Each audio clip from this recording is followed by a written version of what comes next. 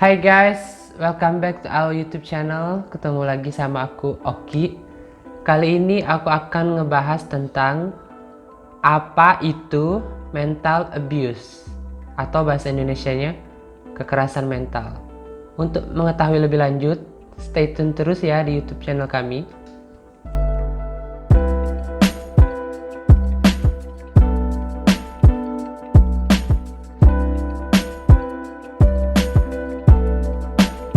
Mental abuse adalah sebuah kekerasan verbal atau kekerasan yang tidak kasat mata yang mengakibatkan luka yang begitu dalam terhadap korban. Lukanya itu berupa kerusakan atau bahkan kehancuran ke mental dan self-esteem si korban itu sendiri. Berbeda dengan physical abuse atau kekerasan pada fisik yang lukanya bisa dilihat oleh orang lain, mental abuse atau kekerasan pada mental ini lukanya itu tidak bisa dilihat oleh orang lain karena bersifat verbal ya, tidak kasat mata. Tak ada orang yang tahu gitu luka yang dihasilkan dari mental abuse.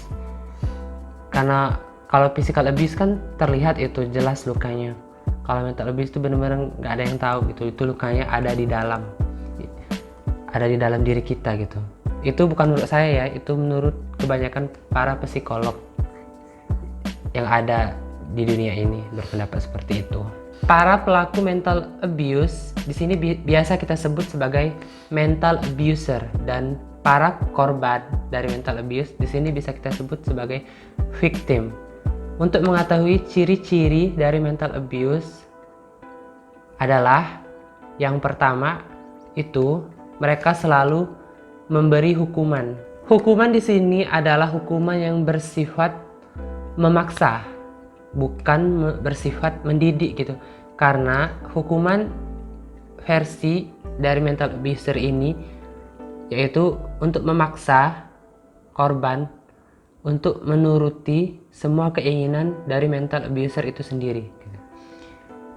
Itu benar-benar menurut aku benar-benar kejam ya. Kalau hukuman itu sebenarnya untuk mendidik, bukan untuk memaksa orang lain memenuhi keinginan kita gitu. Yang kedua, memberi ancaman. Mengancam di sini hampir mirip sama memberi hukuman yang pertama tadi ya. Mengancam di sini adalah tindakan untuk ya memaksa atau memenuhi keinginan dari mental abuser itu sendiri. Ya, kalau tidak dipenuhi, si korban sendiri akan diancam gitu ya. Diancam seperti rahasianya akan dibongkar atau apapun hak-hak dari si korban ini akan ditarik gitu atau dicabut dari sang mental abuser itu sendiri. Ya, seperti itulah gambarannya. Dan yang ketiga, tidak menghargai privasi kamu. Tidak menghargai privasi kamu, it means like si mental abuser ini suka ingin tahu atau benar-benar keterlaluan gitu mengorek-ngorek privasi dari si korban itu sendiri gitu. Mulai dari isi HP-nya, mulai dari kehidupan pribadi si korban ini sendiri gitu. Mereka semua ingin tahu dari atas sampai ke bawah, sampai ke akar-akar. Mereka ingin tahu semua hal tentang si korban gitu. Which is like itu benar-benar nggak baik ya, nggak bagus untuk kesehatan mental si korban itu sendiri. Kita ini semua punya privacy gitu. Bahkan hubungan anak dan orang tua pun, si anak punya privacy yang tidak boleh dilewati atau diterobos oleh orang tua itu sendiri gitu. Itu privacy itu benar-benar harga mati ya menurut aku. Yang selanjutnya adalah suka melarang. Melarang di sini adalah bersifat mengekang gitu. Mental abuser ini suka mengatur-ngatur apa yang dilakukan oleh si korban gitu. Semua yang dilakukan si korban itu salah dan itu semua dilarang oleh sang mental abuser gitu. Ini benar-benar membuat kehidupan sang korban benar-benar tidak bahagia atau merasa benar-benar terkekang gitu, mentalnya bisa hancur gitu. Yang selanjutnya adalah merusak barang-barang. Merusak barang-barang di sini adalah perilaku gitu dari mental abuser kepada korban apabila keinginan dari mental abuser tidak dipenuhi oleh sang korban gitu. Jadi mereka akan melakukan cara ini gitu, cara merusak barang-barang dari si korban ini agar si korban mau menuruti keinginannya. Yang selanjutnya, name calling. Maksud dari name calling ini adalah sebuah panggilan atau sebuah julukan yang diciptakan dari mental abuser untuk memanggil korban gitu, seperti kata-kata ejekan atau kata-kata olokan gitu, yang membuat korban apabila dipanggil dengan sebutan atau kata-kata itu merasa down, merasa rendah atau merasa sedih gitu. Itu benar-benar merusak mental para si korban. Dan yang terakhir adalah membuat korban merasa rendah atau membuat korban merasa tidak ada harganya. Ya, tindakan ini seperti membuli gitu ya, menghina gitu, yang mengakibatkan mental si korban ini menjadi rendah atau hancur gitu. Jadi self esteem dari si korban ini benar-benar down, jatuh ke titik rendah serendah-rendahnya gitu. Jadi ya ini benar-benar nggak bisa dibenarkan ya, benar-benar merugikan orang lain atau merugikan si korban itu sendiri. Well, fenomena mental abuse ini sendiri bisa kita temui di berbagai macam seluk-beluk atau berbagai macam kalangan dalam kehidupan sosial gitu, seperti di dalam keluarga, di dalam pertemanan, di dalam hubungan kerja atau bahkan hubungan percintaan gitu. Itu benar-benar semuanya dalam kalangan sosial itu ada gitu. Anak kepada orang tua, atasan kepada bawahan, teman kepada teman, pacar kepada pacar gitu. Jadi ya di antara mereka ini bisa saja ada yang menjadi mental abuser, ada yang menjadi victim, ada yang menjadi korban gitu. Jadi ya menurut saran aku lebih baik kita apabila ada masalah gitu selesaikanlah dengan baik-baik gitu, dengan kepala dingin gitu, tanpa perlu melakukan ciri-ciri mental abuse yang aku sebutkan tadi gitu untuk menyelesaikan masalah gitu. Karena guys, mental abuse ini benar-benar berbahaya sekali untuk si korban gitu, karena akan benar-benar melukai atau menghancurkan mental atau self esteem mereka gitu.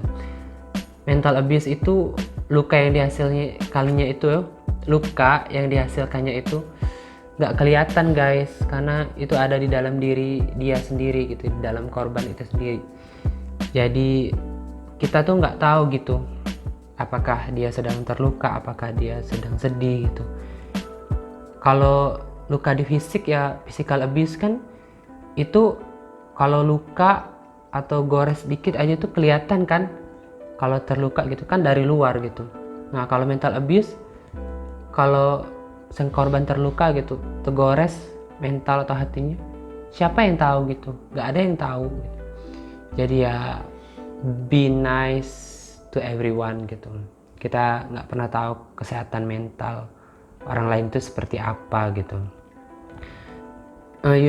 Bahaya dari mental abuse ini benar-benar berbahaya guys, karena bisa mengakibatkan sang korban ini sendiri jadi depresi atau punya penyakit sosial lainnya seperti anxiety juga, atau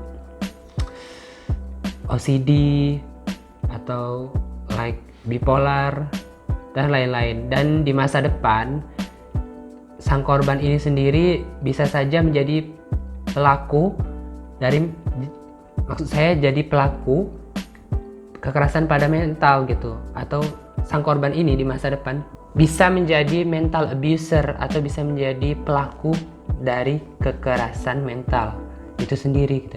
Karena si korban ini dari kecil atau di masa lalu gitu pernah menjadi korban gitu, jadi mereka merasakan gitu dampak dari mental abuse atau kekerasan mental itu sendiri.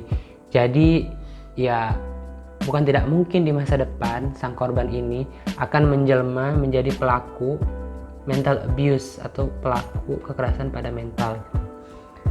Bahaya banget kan guys kalau dari korban naik menjadi pelaku gitu. Ya itu mungkin juga diakibatkan dari trauma